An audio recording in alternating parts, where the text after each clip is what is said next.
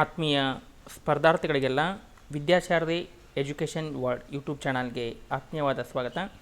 ಆತ್ಮೀಯ ಸ್ಪರ್ಧಾರ್ಥಿಗಳೇ, ಇವತ್ತಿನ ಒಂದು ವಿಡಿಯೋ ಸೆಷನಲ್ಲಿ ನಾವು KPSC ವತಿಯಿಂದ ಪ್ರಥಮ ಬಾರಿಗೆ ಕಾಲಾಗಿರುವಂಥ BCM ತಾಲೂಕಾ ಕಲ್ಯಾಣಾಧಿಕಾರಿಗಳ ಒಂದು ಹುದ್ದೆಗೆ ಸಂಬಂಧಿಸಿದಂತೆ ಒಂದು ಪ್ರಮುಖ ತರಬೇತಿ ಯೋಜನೆಗಳ ಬಗ್ಗೆ ಈ ಒಂದು ವಿಡಿಯೋದಲ್ಲಿ ನಾವು ಅಭ್ಯಾಸವನ್ನು ಮಾಡ್ತಾಯಿದ್ದೀವಿ. ಈಗಾಗಲೇ ಈ ಒಂದು ಆನ್ಲೈನ್ ಬ್ಯಾಚ್ ಕೋರ್ಸ್ ಹೊಸದಾಗಿ ಪ್ರಾರಂಭ ಆಗಿರುವಂಥದ್ದು ನಮ್ಮ ಒಂದು ಕೋಚಿಂಗ್ ಸೆಂಟರ್ ವತಿಯಿಂದ. ಈ ಒಂದು ಆನ್ಲೈನ್ ಬ್ಯಾಚ್ ಕೋರ್ಸ್ಗೆ ನೀವು ಜಾಯಿನ್ ಆದರೆ ನಿಮಗೆ ಸಂಪೂರ್ಣವಾದಂಥ ಒಂದು ತರಬೇತಿಯನ್ನು 1-2 ತಿಂಗಳಲ್ಲಿ ನಾವು ಮುಗಿಸ್ಕೊಡುತ್ತೀವಿ. ಈ ಒಂದು ಆನ್ಲೈನ್ ಬ್ಯಾಚ್ ಕೋರ್ಸು ಬಂದು ವಿದ್ಯಾಶಾರದೆ BCM ತಾಲೂಕಾ ಅಧಿಕಾರಿದು. ಒಟ್ಟು ಪ್ರಮುಖವಾದಂಥ ಒಂದು ನಿರ್ದಿಷ್ಟ ಪತ್ರಿಕೆಯ 30 ಲೈವ್ ಆನ್ಲೈನ್ ತರಗತಿಗಳಲ್ಲಿ ನಿಮಗೆ ಏಪ್ರಿಲ್ ಮತ್ತು ಮೇ ಈ ಒಂದು ತಿಂಗಳಲ್ಲಿ ನಿಮಗೆ ಆನ್ಲೈನ್ ಬ್ಯಾಚ್ ಕೋರ್ಸನ್ನು 30 ಕ್ಲಾಸ್ಗಳನ್ನ ಮುಗಿಸ್ಕೊಡುವಂಥದ್ದು. ಅದೇ ರೀತಿ PDF ನೋಟ್ಸ್ ಇರುತ್ತೆ. ಅದೇ ರೀತಿ ಒಂದು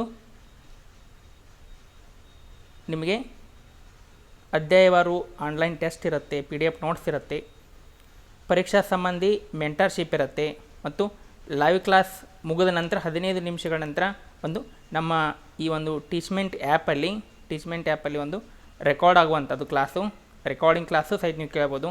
ನೀವು ಅನ್ಲಿಮಿಟೆಡಾಗಿ ಈ ಒಂದು ಕ್ಲಾಸಸ್ಗಳನ್ನ ಎಕ್ಸಾಮ್ ಮುಗಿಯೋವರೆಗೂ ಸಹಿತ ನೀವು ಕೇಳ್ಬೋದು. ಈಗಾಗಲೇ 52 ವಿದ್ಯಾರ್ಥಿಗಳು ಒಂದು ಆನ್ಲೈನ್ ಕ್ಲಾಸನ್ನು ಕಳೆದ ಒಂದು ವಾರದಲ್ಲಿ ಜಾಯಿನ್ ಆಗಿರುವಂಥದ್ದು. ಈ ಒಂದು ಬ್ಯಾಚ್ ಕೋರ್ಸ್ಗೆ ನೀವು ಸಹಿತ ಜಾಯಿನ್ ಆಗಬೇಕಂದ್ರೆ ಈ ಬ್ಯಾಚ್ ಕೋರ್ಸ್ಗೆ ಫೀಸ್ ಬಂದುಬಿಟ್ಟು ಒಟ್ಟು 2,000 ರೂಪಾಯಿ ಇರುತ್ತೆ ಆನ್ಲೈನ್ ಕ್ಲಾಸ್ ಫೀಸು. ಇದರಲ್ಲಿ ಜಾಯಿನ್ ಆಗಬೇಕಿದ್ರೆ ಈ ಒಂದು ನಂಬರ್ಗೆ ನೀವು ಕಾಂಟ್ಯಾಕ್ಟ್ ಮಾಡ್ಬೋದು. 9380850076 ಈ ನಂಬರ್ಗೆ ನೀವು ಕಾಂಟ್ಯಾಕ್ಟ್ ಮಾಡಿ ಆನ್ಲೈನ್ ಬ್ಯಾಚ್ ಕೋರ್ಸ್ಗೆ ಜಾಯಿನ್ ಆಗ್ಬೋದು. ಅಧ್ಯಾಯಗಳು ಮುಗಿದಂತೆ PDF ನೋಟ್ಸು, ಆನ್ಲೈನ್ ಟೆಸ್ಟು ಮತ್ತು ರೆಕಾರ್ಡಿಂಗ್ ಕ್ಲಾಸ್ಗಳು ಸಹಿತ ಲಭ್ಯ ಇರುವಂಥದ್ದು. ಮತ್ತು ಈ ಬ್ಯಾಚ್ ಕೋರ್ಸು ನಿಮಗೆ ಅತ್ಯಂತ ಅವಶ್ಯಕವಾಗಿರುವಂಥ ಈ ಒಂದು ನಿರ್ದಿಷ್ಟ ಪತ್ರಿಕೆ ಏನು ಅವರು ಸ್ಪೆಸಿಫಿಕ್ ಪೇಪರನ್ನು ಏನು ಮೆನ್ಷನ್ ಮಾಡಿದ್ದಾರೆ, ಒಂದು 15 ಅಧ್ಯಾಯಗಳು. ಈ 15 ಅಧ್ಯಾಯಗಳಿಗೆ ಸಂಬಂಧಿಸಿದಂತೆ ಈಗಾಗಲೇ ನೀವು ಯೂಟ್ಯೂಬಲ್ಲಿ ನೋಡಿರ್ಬೋದು. ಈ ಬ್ಯಾಕ್ವರ್ಡ್ ಕ್ಲಾಸ್ ಹಾಸ್ಟೆಲ್ಗಳಾಗಿರ್ಬೋದು, ಆಮೇಲೆ ಬ್ಯಾಕ್ವರ್ಡ್ ಕ್ಲಾಸ್ ಸ್ಟೂಡೆಂಟ್ಸು ಸ್ಕಾಲರ್ಶಿಪ್ ಆಗಿರ್ಬೋದು, ಇದನ್ನೆಲ್ಲ ಈಗ ಸಿಲೆಬಸ್ ಮುಗಿಸಿದ್ದೀವಿ. ಈಗ ನಾವು ತೆಗೆದುಕೊಳ್ತಿರುವಂಥದ್ದು ಇದು various backward themes for training themes, ಅದು 14ನೇ ಪಾಠು ಟ್ರೈನಿಂಗ್ ಥೀಮ್ಸ್ ಬಗ್ಗೆ ಈ ಒಂದು ಕ್ಲಾಸಲ್ಲಿ ನೋಡ್ತಾ ಇದ್ದೀವಿ. ಇನ್ನು ಉಳಿದಂತೆ ಭಾಳಷ್ಟು ಜನ ಒಂದು ಕ್ವಶನ್ ಮಾಡ್ತಾಯಿದ್ರಿ, ನೀವು ಈ ಅಧಿನಿಯಮಗಳ ಬಗ್ಗೆ ಮತ್ತು ಅನುಸೂಚಿತ ಜಾತಿ, ಅನುಸೂಚಿತ ಬುಡಕಟ್ಟು ಮತ್ತು ಇತರೆ ಹಿಂದುಳಿದ ವರ್ಗಗಳ ಬಗ್ಗೆ ಒಂದು ಕ್ಲಾಸ್ ಮಾಡ್ತೀರಾ ಹತ್ತಿಕೊಂಡು ಇಲ್ಲಿ ಈ ಒಂದು ಸಿಲೆಬಸ್ ಕಂಪ್ಲೀಟಾಗಿ ಕನ್ನಡದಲ್ಲಿರುವಂಥದ್ದು. ಈ ಒಂದು ಸಿಲೆಬಸ್ಸನ್ನು ಸಹಿತ ನಿಮಗೆ ಮುಗಿಸ್ಕೊಡ್ತೀವಿ. ಅದೇ ರೀತಿ ಇದು 1995ರ ರಾಜ್ಯ ಹಿಂದುಳಿದ ವರ್ಗಗಳ ಒಂದು ಆಯೋಗದ ಅಧಿನಿಯಮ 1995 ಕಂಪ್ಲೀಟಾಗಿ. ಅದೇ ರೀತಿ ಒಂದು ಕ್ರೆಮಿಲಿಯರ್ ಅನ್ನುವಂಥ ಒಂದು ಚಾಪ್ಟರ್, ಇದು ಕರ್ನಾಟಕದ ಒಂದು ಮೀಸಲಾತಿ ನಿಯಮ 2002 ಪ್ರಕಾರ ಯಾವ ರೀತಿ ಐತಿ, ಯಾವ ವರ್ಗಕ್ಕೆ ಎಷ್ಟು ಒಂದು ಮೀಸಲಾತಿಯನ್ನು ನಿಗದಿಪಡಿಸಿದ್ದಾರೆ, ಪ್ರವರ್ಗ 1, 2A, 3A, 3B ಎಷ್ಟು ಕ್ರೆಮಿಲಿಯರ್ ಇರುವಂಥದ್ದು, ಮೀಸಲಾತಿ ಇರುವಂಥದ್ದು, ಅದರ ಬಗ್ಗೆ ಒಂದು ಕ್ಲಾಸನ್ನು ಮಾಡ್ತೀವಿ. ಇವೆಲ್ಲ ಮುಂದೆ ಒಂದು ನಮ್ಮ ಟೀಚ್ಮೆಂಟ್ ಆ್ಯಪಲ್ಲಿ ಪೇಯ್ಡ್ ಕ್ಲಾಸ್ ಅವ್ರಿಗೆ ಕಂಪ್ಲೀಟಾಗಿ 15 ಚಾಪ್ಟರನ್ನು ಮುಗಿಸ್ಕೊಡುವಂಥದ್ದು. ಇನ್ನು ಆನ್ಲೈನ್ ಟೆಸ್ಟ್ಗಳಿರುತ್ತೆ. ಚಾಪ್ಟರ್ಗಳು ಮುಗಿದಂತೆ ಆನ್ಲೈನ್ ಟೆಸ್ಟ್ಗಳು, ಇದು ಹಿಂದುಳಿದ ವಿದ್ಯಾರ್ಥಿಗಳ ತರಬೇತಿ ಯೋಜನೆಯ ಟೆಸ್ಟು, ವಿದ್ಯಾರ್ಥಿ ವೇತನಗಳದು ಒಂದು ಆನ್ಲೈನ್ ಟೆಸ್ಟು, ಇನ್ನು ವಸತಿ ನಿಲಯಗಳ ನಿರ್ವಹಣೆ ಯಾವ ರೀತಿ ಇರುತ್ತೆ ಅನ್ನುವಂಥದ್ದು ಒಂದು ಆನ್ಲೈನ್ ಟೆಸ್ಟು. ಈ ಆನ್ಲೈನ್ ಟೆಸ್ಟ್ಗಳನ್ನು ಅಟೆಂಡ್ ಮಾಡೋದ್ರಿಂದ ನಿಮಗೆ ಆ ಒಂದು ಚಾಪ್ಟರ್ ಮೇಲೆ ಯಾವ ರೀತಿಯಾದಂಥ ಒಂದು ಪ್ರಶ್ನೆ ಬರುತ್ತೆ ಅನ್ನುವಂಥದ್ದು ನಿಮಗೆ ತಿಳಿದು ಬರುತ್ತೆ. ಅದಕ್ಕಾಗಿ ಒಂದು ಪೇಯ್ಡ್ ಕ್ಲಾಸ್ಗೆ ಜಾಯಿನ್ ಆಗಬೇಕು. ಇನ್ನು ಪ್ರಮುಖವಾದಂಥ ತರಬೇತಿ ಯೋಜನೆಗಳು, ಇದು 14ನೇ ಚಾಪ್ಟರು. ಅವ್ರೇನು ಸಿಲೆಬಸ್ ಕೊಟ್ಟಿದ್ದಾರಲ್ಲ ಅದರ ಬಗ್ಗೆ. ಸ್ಪರ್ಧಾತ್ಮಕ ಪರೀಕ್ಷೆಗಳ ಪರೀಕ್ಷಾ ಪೂರ್ವ ತರಬೇತಿ ತಂದಾಗ ಹಿಂದುಳಿದ ವರ್ಗಗಳಾದಂಥ 2A, 3A, 3B ಅಭ್ಯರ್ಥಿಗಳಿಗೆ UPSC, KPSC ಹಾಗೂ ಬ್ಯಾಂಕಿಂಗ್ ಪ್ರೊಬೇಷನರಿ ಆಫೀಸರ್ಗಳಿಗೆ ಒಂದು ಪರೀಕ್ಷಾ ಪೂರ್ವ ತರಬೇತಿಯನ್ನು ನೀಡಲು ಕ್ರಮವನ್ನು ಕೈಗೊಂಡಿರುವಂಥದ್ದು. ಇದು ಬ್ಯಾಕ್ವರ್ಡ್ ಕ್ಲಾಸ್ ವತಿಯಿಂದ ತರಬೇತಿಗೆ ಏನೆಲ್ಲ ಅರ್ಹತೆಗಳು ಇರಬೇಕು ನೋಡ್ಬೋದು. ನಾವು ಇಲ್ಲೇ ತರಬೇತಿಗೆ ಏನೆಲ್ಲ ಅರ್ಹತೆಗಳನ್ನ ಅವ್ರು ನಿಗದಿಪಡಿಸ್ತಾ ಇರ್ತಂದ್ರೆ ಹಿಂದುಳಿದ ವರ್ಗಗಳ ಜಾತಿಗಳಾದಂಥ 2A, 3A, 3B ಈ ಒಂದು ಜಾತಿಗೆ ಸೇರಬೇಕು. ಮತ್ತು ಅಂಗೀಕೃತ ವಿಶ್ವವಿದ್ಯಾಲಯ, ಕರ್ನಾಟಕದಲ್ಲಿ ಅಂಗೀಕೃತವಾದಂಥ ಒಂದು ವಿಶ್ವವಿದ್ಯಾಲಯದಿಂದ ಪದವಿ ಪ್ರಮಾಣ ಪತ್ರವನ್ನು ಪಡೆದಿರಬೇಕು. ಪ್ರವರ್ಗ 1ದವರಿಗೆ ವಾರ್ಷಿಕ ಆದಾಯ ಮಿತಿ ಬಂದುಬಿಟ್ಟು 4.5 ಲಕ್ಷ ಮತ್ತು ಉಳಿದಂಥ ಹಿಂದುಳಿದ ವರ್ಗ 2A 3A 3Bದವರಿಗೆ ಒಂದು 3.5 ಲಕ್ಷ ರೂಪಾಯಿಗಳ ಒಂದು ಆದಾಯ ಮಿತಿಯೊಳಗೆ ಇರಬೇಕು. ಅಂದರೆ ಅರ್ಜಿಯನ್ನು ಸಲ್ಲಿಸಲಿಕ್ಕೆ, ಬ್ಯಾಂಕಿಂಗ್ ತರಬೇತಿಯನ್ನು ಪಡೀಲಿಕ್ಕೆ ಅರ್ಜಿ ಸಲ್ಲಿಸಲಿಕ್ಕೆ ಒಂದು ಇಷ್ಟು ಆದಾಯ ಮಿತಿ ಇರಬೇಕು. ಇನ್ನು ಈ ಒಂದು ಎಕ್ಸಾಮನ್ನು ಬರೋದು ಯಾರೆಲ್ಲ ಸೆಲೆಕ್ಟ್ ಆಗ್ತಾರಲ್ಲ ಅವರಿಗೆ ಎಷ್ಟು ಒಂದು ತರಬೇತಿ ಭತ್ಯೆಯನ್ನು ಪೂರೈಕೆ ಮಾಡ್ತಾರೆ ನೋಡಿ. ಐ ಎ ಎಸ್ ತರಬೇತಿಯನ್ನು ತೆಗೆದುಕೊಳ್ಳಿಕ್ಕೆ ದೆಹಲಿಗೆ ನೀವು ಹೋದ್ರಿ ಅಂದರೆ 10,000 ರೂಪಾಯಿ. ಅದೇ ರೀತಿ ಒಂದು ಹೈದರಾಬಾದ್ಗೆ ನೀವು ಹೋದ್ರಿ ಅಂತಂದ್ರೆ 8,000 ರೂಪಾಯಿ. ಮತ್ತು ಬೆಂಗಳೂರಿಗೆ ಹೋಗಿ ಅಲ್ಲೇ ನೀವು ಸ್ಥಳೀಯ ಅಭ್ಯರ್ಥಿ ಆಗಿದ್ರಿ ಹತ್ರ 4,000 ರೂಪಾಯಿಗಳ ಒಂದು ತರಬೇತಿ ಭತ್ಯೆ. ಅದೇ ರೀತಿ ಹೊರ ಜಿಲ್ಲೆಗಳ ಒಂದು ಅಭ್ಯರ್ಥಿಗಳಿಗೆ ಒಟ್ಟು 6,000 ರೂಪಾಯಿ. ಅಂದರೆ ಬೆಂಗಳೂರು ಬಿಟ್ಟು ಬೇರೆ ಜಿಲ್ಲೆಯವರು ಬಂದು ಬೆಂಗಳೂರಲ್ಲಿ ತರಬೇತಿಯನ್ನು ಪಡೆದಿದ್ದಾರೆ. ಕೆಲವೊಂದಿಷ್ಟು ಕೋಚಿಂಗ್ ಸೆಂಟರ್ಗಳನ್ನ ಸೆಲೆಕ್ಟ್ ಮಾಡಿರ್ತಾರೆ ಅವರೇ, ಅತ್ಯುತ್ತಮವಾದಂಥ ಕೋಚಿಂಗ್ ಸೆಂಟರ್ಗಳನ್ನ. ಅಲ್ಲಿ ಹೋಗಿ ನೀವು ತರಬೇತಿಯನ್ನು ಪಡೆದರೆ ಬೇರೆ ಜಿಲ್ಲೆದವ್ರಿಗೆ 6,000 ಕೊಡ್ತಾರೆ. ಇನ್ನು ಕೆ ಎ ಎಸ್ ತರಬೇತಿಗೆ ಸಂಬಂಧಪಟ್ಟಂತೆ ಏನಿರುತ್ತೆ ಅದರಲ್ಲಿ ಒಂದು ತರಬೇತಿ ಸಂಸ್ಥೆ ಇರುವ ಒಂದು ಸ್ಥಳಕ್ಕೆ ಸಂಬಂಧಿಸಿದಂತೆ ಸ್ಥಳೀಯ ಜಿಲ್ಲಾ ಅಭ್ಯರ್ಥಿಗಳಿಗೆ, ಅಂದರೆ ಕೆ ಎಸ್ ತರಬೇತಿಯನ್ನು ಪಡೆದುಕೊಳ್ಳುವಂಥ ಅದೇ ಜಿಲ್ಲೆಯವರಿದ್ದರೆ 4,000 ರೂಪಾಯಿ ಮತ್ತು ಹೊರ ಜಿಲ್ಲೆಯ ಅಭ್ಯರ್ಥಿಗಳಿದ್ದರೆ 6,000 ರೂಪಾಯಿಗಳ ಒಂದು ತರಬೇತಿ ಭತ್ಯೆಯನ್ನು ಕೊಡುವಂಥ. ಇನ್ನು ಬ್ಯಾಂಕಿಂಗ್ ತರಬೇತಿ ಇರುವ ಸ್ಥಳಕ್ಕೆ ಸ್ಥಳೀಯ ಜಿಲ್ಲೆಯ ಅಭ್ಯರ್ಥಿಗಳಿಗೆ 4,000 ರೂಪಾಯಿ, ಅದೇ ರೀತಿ ಹೊರ ಜಿಲ್ಲೆಯ ಅಭ್ಯರ್ಥಿಗಳಿಗೆ 6,000 ರೂಪಾಯಿಗಳ ವೇತನ ನೀಡ್ತಾರೆ.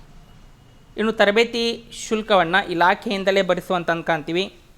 ಮತ್ತು ತರಬೇತಿ ನೀಡುವ ಸಂಸ್ಥೆಯಿಂದ ಒಂದು ಸೆಟ್ ಕೋರ್ಸ್ ಮೆಟೀರಿಯಲ್, ಅವರೇನು ಕೋಚಿಂಗ್ ಪಡೀತಾರೆ ಆ ಕೋಚಿಂಗ್ ಪಡೆದಿರುವಂಥ ವಿದ್ಯಾರ್ಥಿಗಳಿಗೆ ತರಬೇತಿ ಸಂಸ್ಥೆದವರು ಒಂದು ಸೆಟ್ ಒಂದು ಮಟೀರಿಯಲನ್ನು, ಅಂದರೆ ಸ್ಟಡಿ ಮಟೀರಿಯಲನ್ನು ಅವ್ರಿಗೆ ಕೊಡಬೇಕು. ಇನ್ನು ಆನ್ಲೈನ್ ತರಬೇತಿಯನ್ನು ಏನಾದರೂ ಕೋಚಿಂಗ್ ಸೆಂಟರ್ದವ್ರು ನೀಡಿದರೆ 1,000 ರೂಪಾಯಿ ಇಂಟರ್ನೆಟ್ ವೆಚ್ಚವನ್ನು ಸಹಿತ ಒಂದು ಪಾವತಿ ಮಾಡುವಂಥ. ಇನ್ನು ಯಾವ ಕಾಸ್ಟ್ದವ್ರನ್ನ ಎಷ್ಟು ಮೀಸಲಾತಿಗೆ ತೆಗೆದುಕೊಳ್ಬೇಕು ನೋಡಿ. ಕ್ಯಾಟಗರಿ 1ದವ್ರನ್ನ 15%, 2Aದವರು 53%, 3A 15%, 3B 17%, ಒಟ್ಟು 100%. ಅಂದರೆ ಆಯ್ಕೆಯನ್ನು ಎಕ್ಸಾಮ್ ನಡೆಸಿ ಆಯ್ಕೆಯನ್ನು ಮಾಡಿಕೊಳ್ಳುವಂಥದ್ದು ಸಹಿತರಲ್ಲಿ ಅಲ್ಲಿ ಮೀಸಲಾತಿ ಇರುವಂಥದ್ದು. ಇನ್ನು ಅರ್ಹತೆಗಳು, ಕೋಚಿಂಗನ್ನು ಪಡೆಯಬೇಕಾದ್ರೆ 21 ವರ್ಷ ವಯಸ್ಸಾಗಿರಬೇಕು. ಆಮೇಲೆ ತರಬೇತಿ ಪಡೆಯಲು ಒಂದು ಡಿಪಾರ್ಟ್ಮೆಂಟ್, ಹಿಂದುಳಿದ ವರ್ಗ ಕಲ್ಯಾಣ ಇಲಾಖೆಯವರು ಆನ್ಲೈನ್ ಅರ್ಜಿಯನ್ನು ಕರೆದಾಗ ಅರ್ಜಿಯನ್ನು ಸಲ್ಲಿಸಬೇಕು. UPSC KPSC ಅಥವಾ ಬ್ಯಾಂಕ್ ಆಫೀಸರ್ ತರಬೇತಿಯನ್ನು ಜೀವಮಾನದಲ್ಲಿ ಒಮ್ಮೆ ಮಾತ್ರ ಪಡಿಬೇಕು ನೋಡಿ. ಈ ವರ್ಷ ನಾನು UPSC ಟ್ರೈನಿಂಗ್ ತೊಗೋತ್ನು, ನೆಕ್ಸ್ಟು KPSC ತೊಗೋತ್ನು, ಆಮೇಲೆ ಬ್ಯಾಂಕ್ ತೊಗೋತ್ನು, ಈ ರೀತಿ ಇರಲ್ಲ. ಅಲ್ಲಿ ಜೀವಮಾನದಲ್ಲಿ ಒಮ್ಮೆ ಮಾತ್ರ ಏನಿರುತ್ತೆ ಅಂದರೆ ಒಂದು ತರಬೇತಿಯನ್ನು ಪಡೆಯುವಂಥ ಇರುತ್ತೆ. ಯಾವುದಾದ್ರೂ ಒಂದು ತರಬೇತಿ ನೀವು KPSC ತೆಗೆದುಕೊಳ್ಳಿ, UPSC ತೆಗೆದುಕೊಳ್ಳಿ ಅಥವಾ ಬ್ಯಾಂಕ್ ಆಫೀಸರ್ ಯಾವುದಾದ್ರೂ ಒಂದನ್ನು ತೆಗೆದುಕೊಳ್ಬೇಕು. ಇನ್ನು ತರಬೇತಿಗೆ ಆಯ್ಕೆಯನ್ನು ಮಾಡಲಿಕ್ಕೆ KAದವ್ರು ನಡೆಸುವಂಥ ಒಂದು ಪರೀಕ್ಷೆಗೆ, ಲಿಖಿತ ಪರೀಕ್ಷೆಗೆ ಹಾಜರಾಗಿರಬೇಕು. ಅನಂತರ ಅವರು ಒಂದು ಈ ಒಂದು ಮೀಸಲಾತಿಗೆ ಆಧಾರವಾಗಿ ಒಂದು ಮೆರಿಟ್ ಲಿಸ್ಟನ್ನು ಹಚ್ತಾರೆ. ಹಚ್ಚಿದ ನಂತರ ನೀವು ಜಾಯಿನ್ ಆಗ್ಬೋದು. ಇದಾದ ನಂತರ ನೆಕ್ಸ್ಟ್ ನಾವು ನೋಡುವಂಥದ್ದು ಸವಿತಾ ಸಮಾಜ್, ಪಾರಂಪರಿಕ ಕಲೆಗಳಾದ ನಾದಸ್ವರ ಮತ್ತು ಡೋಲು ಸಂಗೀತಗಳ ಒಂದು ಪುನಶ್ಚೇತನ. ಅಂದರೆ ಸವಿತಾ ಸಮಾಜದ ಪಾರಂಪರಿಕ ಕಲೆಗಳು ನಶಿಸಿ ಹೋಗ್ತಾ ಇರುವಂಥದ್ದು. ಗುರು ಶಿಷ್ಯ ಪರಂಪರೆಯ ಮಾದರಿಯಲ್ಲಿ 2A ವರ್ಗದ ಸವಿತಾ ಸಮಾಜವು ಅದರ ಉಪಜಾತಿಗಳ ವಿದ್ಯಾರ್ಥಿಗಳು ಡೋಲು ಮತ್ತು ನಾದಸ್ವರ ಸಂಗೀತ ತರಬೇತಿಯನ್ನು ಒಂದು ಪಡೆಯುವ ಮೂಲಕ ಈ ಕಲೆಯನ್ನು ಉಳಿಸಿ ಬೆಳೆಸಬೇಕಾಗಿರುವಂಥ. ಅದಕ್ಕಾಗಿ ಆ ಒಂದು ಸವಿತಾ ಸಮಾಜ ಮತ್ತು ಅದರ ಉಪಜಾತಿ ಪಂಗಡಗಳಿಗೆ ಒಂದು ಈ ಡೋಲು ಬಾರಿಸುವಂಥದ್ದನ್ನ ಮತ್ತು ನಾದಸ್ವರ ನುಡಿಸುವಂಥದ್ದನ್ನ, ಡೋಲು ಮತ್ತು ನಾದಸ್ವರ ಇದರ ಒಂದು ಪುನಶ್ಚೇತನಕ್ಕಾಗಿ ಒಂದು ತರಬೇತಿ ಕಾರ್ಯಕ್ರಮವನ್ನು ಒಂದು ಹಮ್ಮಿಕೊಂಡಿರುವಂಥದ್ದನ್ನ ಏನು ಮಾಡ್ತೀವಿ ಅಂತ ನಾವಿಲ್ಲಿ ಕಾಣ್ತೀವಿ. ಇದಕ್ಕೆ ಏನಿರಬೇಕು ಅರ್ಹತೆಗಳು ನೋಡಿ. ಅರ್ಹತೆಗಳು ಅಂತ ತಂದಾಗ ಹಿಂದುಳಿದ ವರ್ಗವಾದಂಥ ಒಂದು 2A ಅಡಿಯಲ್ಲಿ ಬರುವಂಥ ಸವಿತಾ ಸಮಾಜ ಹಾಗೂ ಅದರ ಉಪಜಾತಿಗೆ ಸೇರಿರಬೇಕು.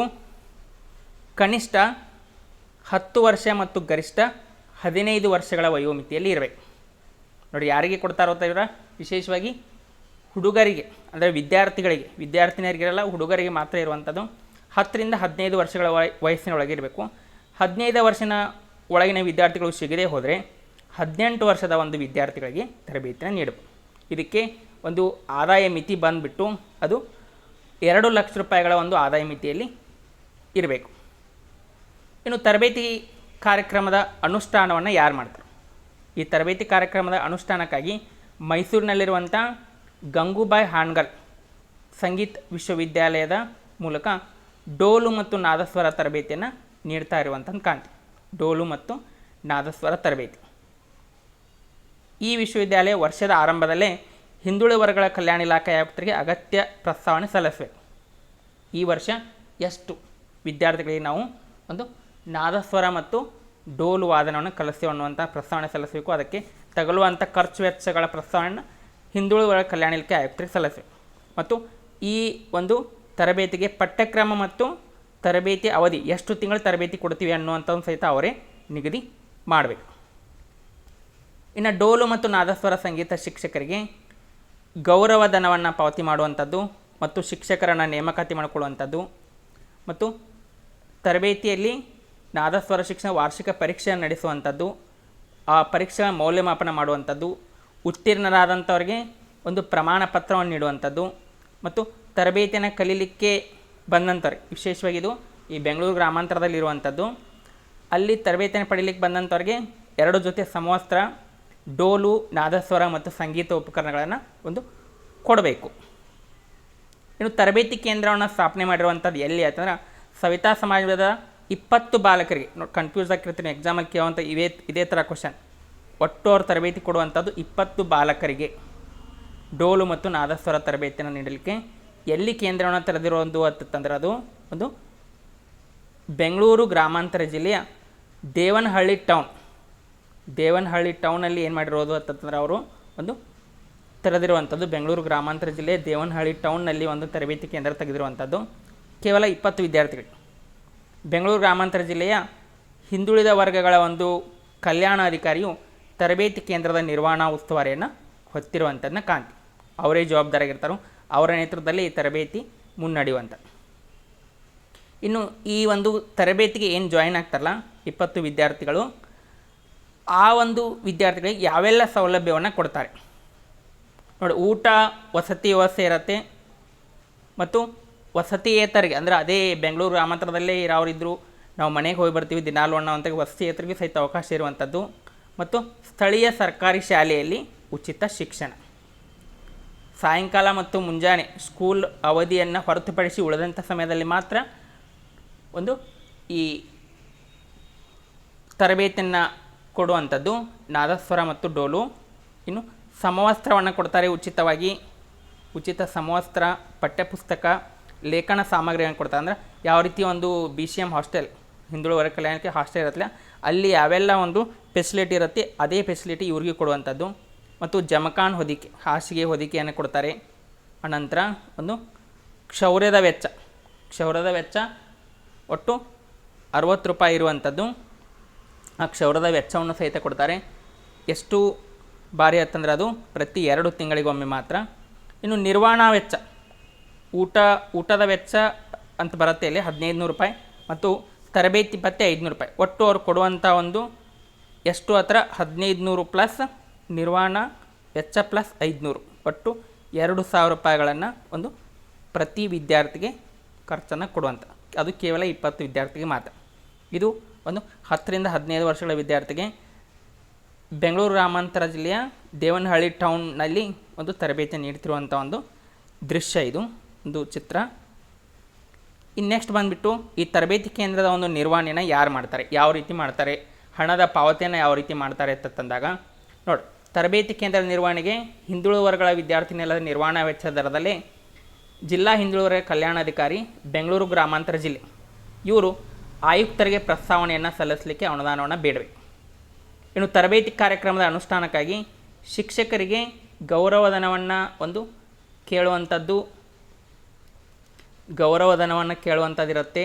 ಆಮೇಲೆ ಪಠ್ಯಪುಸ್ತಕ, ವಿಶೇಷ ಸಮವಸ್ತ್ರ ವೆಚ್ಚ, ಗಂಗೂಬಾಯಿ ಹಾನ್ಗಲ್ ಸಂಗೀತ ವಿಷಯ ಸಲ್ಲಿಸುವ ಪ್ರಸ್ತಾವನೆ ಪರಿಶೀಲಿಸಿ ಅವರು ಮುಖ್ಯ ಕಾರ್ಯನಿರ್ವಹಣಾ ಅಧಿಕಾರಿ ಜಿಲ್ಲಾ ಪಂಚಾಯತ್ ಮೈಸೂರು ಜಿಲ್ಲೆಯವರಿಗೆ ಬಿಡುಗಡೆ ಮಾಡುವಂಥ. ಮತ್ತು ಜಿಲ್ಲಾ ಹಿಂದುಳಿದ ವರ್ಗಗಳ ಕಲ್ಯಾಣಾಧಿಕಾರಿ ಮೈಸೂರು ಜಿಲ್ಲೆಯವರು, ಉಪಕುಲಪತಿಗಳು ಡಾಕ್ಟರ್ ಗಂಗೋಬಾ ಹಣಗಲ್ ಸಂಗೀತ ಒಂದು ವಿಶ್ವವಿದ್ಯಾಲಯ ಇವರ ಹೆಸರಿನಲ್ಲಿ ಸ್ವೀಕೃತ ರಶಿಯಲ್ಲಿ ಬಿಲ್ಲನ್ನು ತಯಾರಿಸಿ ಮೇಲು ಸಹಿಯೊಂದಿಗೆ ಅನುದಾನವನ್ನು ಪಡೆಯಬೇಕು. ಇನ್ನು ಮೆಟ್ರಿಕ್ ಪೂರ್ವ ತರಬೇತಿ ವ್ಯವಸ್ಥೆಯಲ್ಲಿ ಒದಗಿಸಲಾಗುವಂತೆ ಸಮವಸ್ತ್ರ, ಪಠ್ಯಪುಸ್ತಕ, ಲೇಖನ ಸಾಮಗ್ರಿಗಳನ್ನೆಲ್ಲ ಒದಗಿಸ್ತಾರೆ. ಜಮಖಾನ, ಹಾಸಿಗೆ, ಹೊದಿಕೆ, ಕ್ಷೌರದ ವೆಚ್ಚ ಕೊಡ್ತಾರೆ. ನಿರ್ವಹಣಾ ವೆಚ್ಚ 1500 ರೂಪಾಯಿ ಮತ್ತು ತರಬೇತಿ ಭತ್ಯೆ 500 ರೂಪಾಯಿನ ಕೊಡ್ತಾರೆ. ಒಟ್ಟು 2000 ರೂಪಾಯಿ. ಇದರ ಮೇಲ್ವಿಚಾರಣೆ ಉಸ್ತುವಾರಿ ಸಮಿತಿಯನ್ನು ನೇಮಿಸಿರುವಂಥದ್ದು. ಎಕ್ಸಾಮಲ್ಲಿ ಇದೇ ರೀತಿ ಕ್ವಶನ್ಸ್ ಕೇಳ್ತಾರೆ. ಏನು ಕೇಳ್ಬೋದು ಅದು ಎಕ್ಸಾಮಲ್ಲಿ,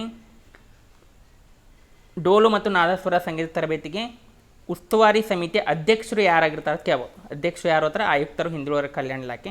ಇನ್ನು ಕಾರ್ಯದರ್ಶಿಯನ್ನು ಕೇಳ್ಬೋದು. ಸದಸ್ಯ ಕಾರ್ಯದರ್ಶಿ ಯಾರಾಗಿರ್ತಾರೆ ಎತ್ತಿಕೊಂಡ ಅದು ಜಿಲ್ಲಾ ಹಿಂದುಳಿದ ವರ್ಗಗಳ ಕಲ್ಯಾಣಾಧಿಕಾರಿ, ಬೆಂಗಳೂರು ಗ್ರಾಮಾಂತರ ಜಿಲ್ಲೆ, ಇವರು ಸದಸ್ಯ ಕಾರ್ಯದರ್ಶಿ ಆಗಿರುವಂಥ. ಈ ರೀತಿ ಎಕ್ಸಾಮಲ್ಲಿ ಪ್ರಶ್ನೆ ಕೇಳುವಂಥದ್ದು.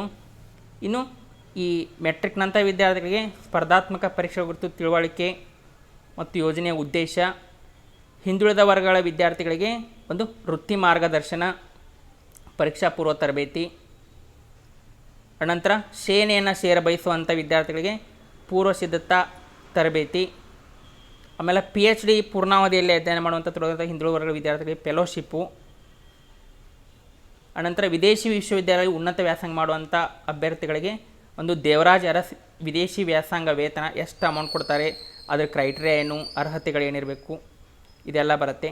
ಇನ್ನು ಹಿಂದುಳಿದ ವರ್ಗಗಳ ನರ್ಸಿಂಗ್ ವಿದ್ಯಾರ್ಥಿಗಳಿಗೆ DGNB, BSc ನರ್ಸಿಂಗ್, ಪ್ಯಾರಾಮೆಡಿಕಲ್ ಪಡೆಯುವಂಥವ್ರಿಗೆ ತರಬೇತಿ ಏನೆಲ್ಲ ವ್ಯವಸ್ಥೆ ಐತಿ, ಎಷ್ಟು ಕೊಡ್ತಾರೆ. ಇನ್ನು ವಕೀಲರಿಗೆ ಒಂದು ಪ್ರೋತ್ಸಾಹಧನ, ಹೊಲಿಗೆ ತರಬೇತಿ ಕಾರ್ಯಕ್ರಮ, ಇವೆಲ್ಲ ವಿಶೇಷವಾಗಿ ಒಂದು ಇರುವಂಥ ಒಂದು ತರಬೇತಿ ಕಾರ್ಯಕ್ರಮಗಳು. ಇದರ ಬಗ್ಗೆ ಎಲ್ಲ ನಿಮಗೆ ಸಂಪೂರ್ಣವಾದಂಥ ಒಂದು ಕ್ಲಾಸ್ಗಳು ಬೇಕಿದ್ದರೆ ಒಂದು ಆನ್ಲೈನ್ ಕ್ಲಾಸ್ಗೆ ಜಾಯಿನ್ ಆಗಿ ಮತ್ತು ಲೈವ್ ಆನ್ಲೈನ್ ಟೆಸ್ಟ್ಗಳನ್ನು ಅಟೆಂಡ್ ಮಾಡ್ಬೋದು. PDF ನೋಟ್ಸನ್ನು ತೆಗೆದುಕೊಳ್ಬೋದು. ಕಂಪ್ಲೀಟಾಗಿ ನಿಮಗೆ 2 ತಿಂಗಳಲ್ಲಿ ಸಿಲಾಬಸ್ಸನ್ನು ಮುಗಿಸ್ಕೊಡ್ತೀವಿ. ಮತ್ತು ಇವೇನೈತಲ್ಲ ಹಿಂದುಳಿದ ವರ್ಗಗಳ ಅಧಿನಿಯಮ 1995 ಮತ್ತು ಕ್ರಿಮಿಲೇಯರು, ಆಮೇಲೆ SC ST ಮತ್ತು ಇತರ ಹಿಂದುಳಿದ ವರ್ಗಗಳ ನೇಮಕಾತಿ ಅಧಿನಿಯಮ 1999 ಮತ್ತು ನಿಯಮಗಳು 1992, ಇವುಗಳನ್ನೆಲ್ಲ ಕಂಪ್ಲೀಟಾಗಿ ಮುಗಿಸ್ಕೊಡ್ತೀವಿ. ಈ ಒಂದು ಸಿಲಾಬಸ್ಸಲ್ಲಿರುವಂಥ 15 ಚಾಪ್ಟರ್ನ ಒಟ್ಟು 30 ತರಗತಿಗಳಲ್ಲಿ 30 ಕ್ಲಾಸಲ್ಲಿ ನಿಮಗೆ ಕಂಪ್ಲೀಟಾಗಿ ಮುಗಿಸಿ ಕೊಡುವಂಥ. ಮತ್ತು ಇದು ನಮ್ಮದು ಆ್ಯಪು, ಟೀಚ್ಮೆಂಟ್ ಆ್ಯಪು. ಈ ಬ್ಯಾಚ್ ಕೋರ್ಸ್ಗೆ ನೀವು ಜಾಯಿನ್ ಆಗಬೇಕಿದ್ರೆ ಒಂದು ಕಂಪ್ಲೀಟಾಗಿ ನೀವು ಜಾಯಿನ್ ಆಗಲಿಕ್ಕೆ 9380850076 ಈ ನಂಬರ್ಗೆ ಕಾಂಟ್ಯಾಕ್ಟ್ ಮಾಡ್ಬೋದು. ಇಷ್ಟು ಇವತ್ತಿನ ಕ್ಲಾಸು. ಈ ಕ್ಲಾಸು ನಿಮಗೆ ಇಷ್ಟ ಆಗಿದ್ದರೆ ಒಂದು ಲೈಕ್ ಮಾಡಿ ಮತ್ತು ಕಾಮೆಂಟ್ ಮಾಡಿ ಮತ್ತು ನಮ್ಮ ಚಾನಲ್ನ ಸಬ್ಸ್ಕ್ರೈಬ್ ಮಾಡಿ ಅಂತ ತಿಳಿಸ್ತಾ ಎಲ್ಲರಿಗೂ ಧನ್ಯವಾದಗಳು.